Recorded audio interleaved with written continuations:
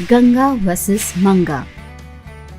उस दिन संक्रांति का त्योहार चल रहा था। गांव भर के लोग त्योहार के कामों में उलझे हुए थे। गंगा और मंगा मिलकर त्योहार के लिए पकवान बना रहे थे। उन पकवानों की महक से पूरा घर महक उठा था।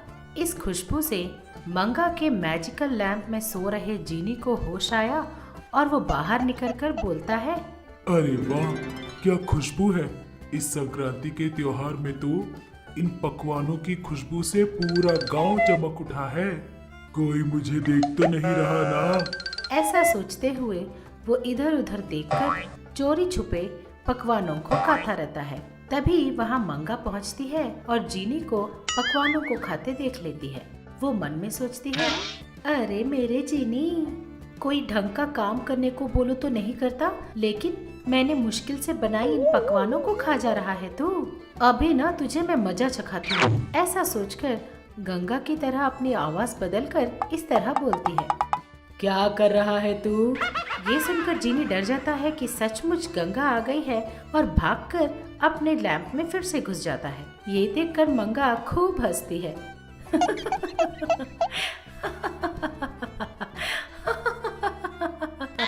तब जीनी को पता चल जाता है कि ये सब कुछ किया धरा मंगा का ही है। बाहर निकलकर जीनी मंगा से कहता है, ये सब क्या है दीदी? हमेशा मेरी वीकनेस के साथ खिलवाड़ करती रहती हो। ये सब आपको ठीक लगता है क्या? इस तरह जीनी पूछता है। तब मंगा बोलती है, और नहीं तो क्या, चोरी छुपे हमारे बनाए हुए सारे पकवानों को खा गया, ये ठीक किया तूने? इस तरह मंगा गुस्से से पूछती है। तब बेचारा जीनी बोलता है, कुछ नहीं दीदी, मैं बस चख के देख रहा था कि नमक और मिर्च ठीक ठाक है या नहीं। वैसे भी मैं आपका एक ही लौता तो जीनी भाई हूँ। क्या आप मेरे लिए भी कुछ अच्छा सा खाने के लिए बना नहीं सकती क्या? इस तरह जीनी बोलता है, हाँ, मैं भी तो तुम्हारी एक लौती दीदी हूँ ना। क्या तू मेरे लिए कोई फायदे का काम नहीं कर सकता क्या? इस तरह मंगा भी अपने जीनी बाई से बोलती है। तब जीनी थोड़ी देर सोचने के बाद बोलता है, ठीक है दीदी, ये सब नहीं चलेगा। हम दोनों ना एक डील करते हैं। मैं तुम्हें पैसा कमाने का एक अच्छा सा आइडिया बताऊंगा और तुम मेरे लिए तरह तरह के पकवान बनाना, ठीक है? इस तरह जीनी बोलता है। तब मंगा बोलती है, अच्छा ठीक है, तेरी मर्जी, पहले मुझे तू अपना आइडिया तो बता। इस तरह गंगा पूछती है, हर साल हमारे गांव में संक्रांति के टाइम पर सब लोग मुर्गियों का दांव पेच खेलते हैं। इस खेल को जो लोग खेलते हैं, जीतने वाले को हारने वाला पैसे देता है। तो इस बार हम अपने मुर्गे को इस खेल में भेजेंगे। हारने वाले लोगों के पास से हम खूब पैसे ऐंठ सकते हैं। इस तरह जीनी बोलता है। इस बात को सुनकर मंगा थोड़ी देर सोचने के बाद, आइडिया तो एकदम मस्त है, लेकिन अपना मुर्गा जीतेगा ना? ये सुनकर जीनी तुरंत मंगा को घर से बाहर निकालकर दिखाता है। वहाँ वो अपने हाथ से कुछ जादू करता है और उस जादू से वहाँ एक बहुत बड़ा मुर्गा प्रत्यक्ष हो जाता है। ये देखकर मंगा दंग रह जाती है। तो जीनी उस बड़े से मुर्गे को दिखाते हुए बोलता है, अब बताओ दीदी, इस मुर्गे के साथ कोई हारता है या जीतता है भला? बोलिए। हारना क्या मेरे भाई, इसे देख के तो लोग हमसे लड़ने के लिए भी भाग जाएंगे। इस तरह दोनों हंसने लगते हैं। मुर्गों के दांव के लिए दोनों तैयार हो जाते हैं। जीनी उस बड़े से मुर्गे के अंदर बैठकर उसे कंट्रोल करता रहता है और मंगा बाहर ही खड़े रहकर उस मुर्गे को इंस्ट्रक्शंस देती रहती है। गंगा भी वहीं पर थी। जैसा मंगा और जीनी ने सोचा था, कई सारे मुर्गे इस बड़े से मुर्गे को देखकर डर के मारे भाग जाते थे और कुछ हार जाया करते थे, और कुछ लोग तो बिना खेले ही डर के मारे मुर्गे को देखकर पैसे देकर अपनी हार मान जाते थे। इस तरह मंगा खूब सारे पैसे कमाने लगी थी। ये सब चुपचाप देख रही गंगा को इन लोगों पर शक होता है। गंगा अपने जादू से उस बड़े से मुर्गे को अच्छी तरह से देखती है। तब उसे पता चल जाता है कि उस बड़े से मुर्गे में जीनी बैठा हुआ है और उसे पूरी बात समझ में आ जाती है कि इन दोनों ने क्या प्लान किया है। तब गंगा अपने मन में सोचती है, ओहो अच्छा, तो ये जीनी और मेरी बहू मिलकर लोगों को उल्लू बनाकर पैसे कमा रहे हैं। इन दोनों को तो सबक सिखाकर ही रहूंगी। इस तरह मन में सोचकर गंगा सीधे जीनी के पास जाकर जीनी को पुकारती है। क्या कर रहा है तू? ऐसा बोलकर वो जीनी को बुलाती है। ये सुनकर जीनी अपने मन में सोचता है, हाँ, फिर से लगता है मंगा दीदी ही होगी। इस तरह वो मन में सोच लेता है। क्या दीदी, कितने बार मेरे मन के वीकनेस से खेलोगी आप? आपको और कोई काम धाम नहीं है क्या? हाँ, इस तरह जीनी बोलता है। जीनी की बात सुनकर गंगा को और भी गुस्सा आ जाता है। क्यों बे, चढ़ गई है क्या? इस तरह गंगा चिल्लाती है। ये बात सुनते ही जीनी पीछे मुड़कर देखता है। वहाँ पर खड़ी गंगा को देखकर वो दंग रह जाता है।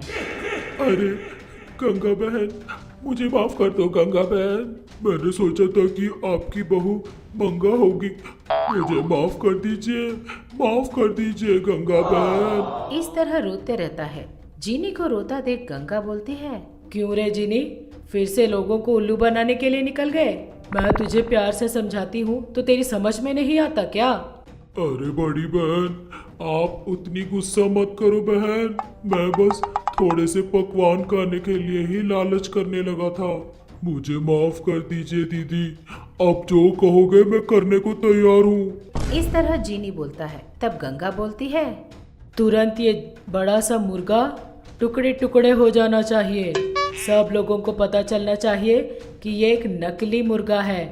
इस तरह गंगा बोलती है। गंगा के कहे अनुसार जीनी उस बड़े से मुर्गे को टुकड़े टुकड़ों में विभाजित कर देता है और भागकर अपने मैजिक लैंप में जाकर घुस जाता है। जाइंट मुर्गे को टूटता हुआ देखते ही लोगों को समझ में आ जाता है कि ये एक नकली मुर्गा है। उन सबको अपने उल्लू बनने पर बहुत गुस्सा आ जाता है। सब लोग मिलकर मंगा को गालियां देते हुए मारने के लिए दौड़ते हैं। तब गंगा आकर उन लोगों को समझा बुझाकर उन लोगों के पैसे वापस करके उन लोगों को भेज देती है। ये देखकर मंगा खुद को बचाने के लिए बोलती है, थैंक यू सासू माँ, टाइम पर आकर आपने मुझे बचा लिया। इस तरह बोलती है, लेकिन मन में, छी, ये सब ये जीनी की वजह से ही हुआ है, उसे मैं नहीं छोड़ूंगी। ऐसा मन में सोचकर वो जीनी के पास पहुंचती है। जीनी डर के मारे कांप रहा था और अपने लैंप के अंदर ही छुपा बैठा था। सारा गड़बड़ करके जाके लैंप में छुपा बैठा है। हाँ, चल बाहर निकल, आज मैं तुझे नहीं छोड़ूंगी। इस तरह मंगा बोलती है। तब जीनी पूरी बात मंगा को समझाता है।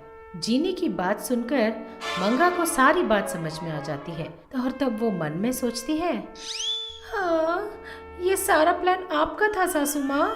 ऊपर से सारी बातों से अनजान बनकर मुझे आकर बचाने का ढोंग करती हो। बताऊंगी, आपको भी एक दिन देख लूंगी। इस तरह वो मन में सोचती है।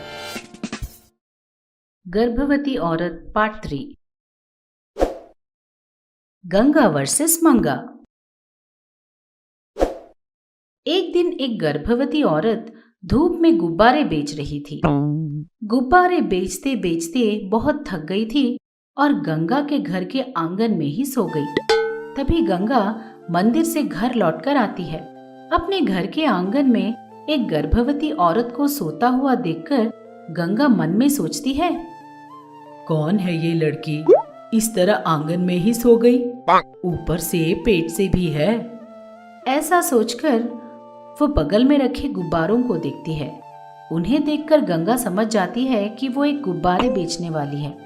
बेचारी, लगता है धूप में गुब्बारे बेचते बेचते थक गई है। इस तरह उसने मन में सोचकर अपने जादू से उस औरत को हवा में उड़ाकर अपने घर के अंदर बिस्तर पर सुला देती है। थोड़ी देर बाद जब उस लड़की को होश आता है, अपने आप को बिस्तर पर देखकर वो दंग रह जाती है। वो मन में सोचती है, अरे ये क्या, मैं कोई सपना तो नहीं देख रही। मैं आंगन पर सोई थी ना, अचानक इस तरह बिस्तर पर कैसे पहुंच गई, वो सोचती है। तभी गंगा वहां पहुंचती है। नींद से उसे जगा हुआ देखकर बोलती है, क्या बात है बेटी, जल्दी क्यों उठ गई, थोड़ी देर और सो जाती। उसने कहा। ये बात सुनकर वो औरत दंग रह गई और बोली, मैं यहाँ कैसे पहुंची? वो पूछ रही है। तब गंगा कहती है, अरे कुछ नहीं बेटी, तुम हमारे घर के आंगन पर ही सो गई थी। ऊपर से बहुत कमजोर लग रही थी। बाहर बहुत गर्मी थी। गर्मी में नींद कैसे आती, इसीलिए बिस्तर पर अंदर सुला दिया। अरे मैं तो भूल ही गई थी, तुम्हारे लिए मैं अभी जूस लेकर आती हूँ। ऐसा बोलकर उस लड़की के लिए जूस लेकर आती है और लड़की को देते हुए कहती है, कुछ नहीं बेटी, तुम देखने में बड़ी कमजोर हो, ऊपर से पेट से भी हो, इसीलिए जूस लेकर आई हूँ, पी लो इसे, कहकर जूस देती है। गंगा की अच्छाई को देखकर उस औरत की आंखों में आंसू आ जाते हैं। गंगा ये देखकर उस लड़की से कहती है, क्या क्या हुआ, ऐसे क्यों देख रही हो? तब वो औरत बोलती है, हमारी कुल देवता को मैंने हमेशा सिर्फ मंदिरों में ही देखा है माँ जी, पहली बार मैं उन्हें सचमुच देख पा रही हूँ माँ जी। ऐसा बोलकर वो प्रणाम करती है। तब गंगा उस औरत से कहती है, अरे अरे ये क्या बेटी, अभी इतना इमोशनल क्यों हो रही हो? वो कहती है। तब औरत बोलती है, कुछ नहीं माँ जी, हम जैसे साधारण गुब्बारे बेचने वालों को कोई अपने आंगन पर बैठने भी नहीं देता, लेकिन आपने मुझे अपने बिस्तर पर सोने दिया, ऊपर से मेरे लिए जूस भी लेकर आई हो, वो बोलती है। तब गंगा बोलती है, अरे अब बस भी करो बेटी, अगर मेरी खुद की बेटी होती तो मैं ये सब नहीं करती क्या? ठीक है, पहले ये जूस पी लो। ऐसा बोलकर जूस पिलाती है। तब गंगा उस औरत से पूछती है, हाँ बेटी, मैं तो पूछना ही भूल गई, तुम्हारा नाम क्या है? वो पूछती है। तब वो औरत बोलती है, मेरा नाम मिथुना है माँ जी। ये बात सुनकर गंगा बोलती है, ये जीजी क्या लगा रखा है बेटी, तुम मुझे माँ जी कर कर बुलाओ। मिथुना नाम बहुत अच्छा है, तुम गर्भवती हो, तुम गुब्बारे क्यों बेच रही हो बेटी? तुम्हारे पति क्या करते हैं? वो पूछती है। तब मिथुना रोते हुए बोलती है, क्या बोलूं माँ जी, मेरा पति एक शराबी है, दिन भर शराब पीता रहता है, मेरे लिए या मेरे पेट में बच्चे के बारे में बिल्कुल नहीं सोचता, हमेशा पैसे मांगते रहता है, मुझसे पैसे छीनकर जाकर शराब पी लेता है, लेकिन अपने बच्चे के लिए मुझे जीने के अलावा और कोई रास्ता नहीं है ना, इसीलिए इस तरह गुब्बारे बेचकर जी रही हूँ। वो रोते रोते बोलती है। ये सुनकर गंगा का दिल भर आता है। उसे मिथुना के पति पर बहुत गुस्सा आता है। तब गंगा मिथुना से बोलती है, तुम रो मत बेटी, आज से मैं हूं ना तुम्हारे लिए, देखती जाओ, शाम तक तुम्हारा पति आकर तुम्हें अपने घर ले जाएगा और एक महारानी की तरह तुम्हारी देखभाल करेगा, तुम मेरी बात मानकर आराम करो। ऐसा बोलती है। ये सुनकर मिथुना को गंगा कोई वरदान देने वाली देवता लगती है। मिथुना गंगा की बात मानकर आराम करती है। तब गंगा अपने घर के पुराने अटैची में से एक मैजिकल ग्लोब निकालकर मिथुना के पति का पता लगाती है। गंगा को पता चलता है कि मिथुना का पति एक शराब की दुकान के पास खड़ा है, तो गंगा वहां तुरंत पहुंच जाती है। वहां मिथुना का पति शराब खरीदने के लिए खड़ा था। उसे देखकर गंगा को एक आइडिया आता है। वो मिथुना के पति के पास जाकर बोलती है, क्यों बेटा, तुम्हें शराब बहुत पसंद है क्या? हाँ, वो पूछती है। तब मिथुना का पति गंगा से बोलता है, पसंद नहीं, शराब मेरी जान है, जान, यही मेरी दुनिया है, यही मेरे दिल का टुकड़ा है, चांद का मुखड़ा है, वो बोलता है। तब गंगा बोलती है, अच्छा तो फिर ठीक है, मैं तुम्हें एक काम देती हूँ, अगर तुम कर पाए तो तुम्हारे वजन का शराब का बोतल मैं तुम्हें दूंगी, ठीक है? वो बोलती है। ये सुनकर मिथुना का पति खुशी से झूम उठता है। माँ जी, बोलिए माँ जी, क्या करना है, जल्दी बताइए, मैं तुरंत करूँगा, मैं अपनी जान दे दूँ क्या? वो पूछता है। तब गंगा कहती है, तेरी शराब से भरी जान का मैं क्या करूँगी, मैं जो बोलूं वो करो बस। ऐसा बोलकर अपने जादू से हवा में एक बहुत बड़ा शराब का बोतल प्रत्यक्ष करती है। ये देखकर मिथुना का पति बहुत ज्यादा खुश हो जाता है। गंगा उस बोतल को दिखाकर मिथुना के पति से कहती है, देखो बेटा, ये शराब की बोतल तुम्हारी, ये कम से कम 15 किलो की होगी, लेकिन अगर तुम इसे चाहते हो तो तुम इसे उठाकर रास्ते में पड़े सफेद पत्थरों का पीछा करते हुए मेरे घर तक आना होगा। उन सफेद पत्थरों को एक एक करके उठाना भी होगा। बोझ की वजह से या पत्थर उठाने के लिए तुमने अगर उस शराब की बोतल को नीचे रखा या उन पत्थरों को उठाना रोक दिया तो मैं तुम्हें शराब नहीं दूंगी, उल्टा 1000 कोड़े से मार पड़ेगी, मार, ठीक है? वो बोलती है। तब मिथुना का पति बड़े कॉन्फिडेंस के साथ हाँ कर देता है। तब गंगा अपने जादू से उस शराब की बोतल को मिथुना के पति के कंधे पर रख देती है। शुरुआत में बड़ी आसानी से वह उस शराब की बोतल को ढोते हुए एक एक पत्थर उठाने लगा, लेकिन थोड़ी देर बाद वो थकने लग जाता है। धूप तेज होने की वजह से उसे प्यास भी लगती है और बोझ की वजह से उसके कंधे भी दर्द करने लगते हैं। अरे माँ, प्यास लग रही है, हराम, वो बड़बड़ाता रहता है।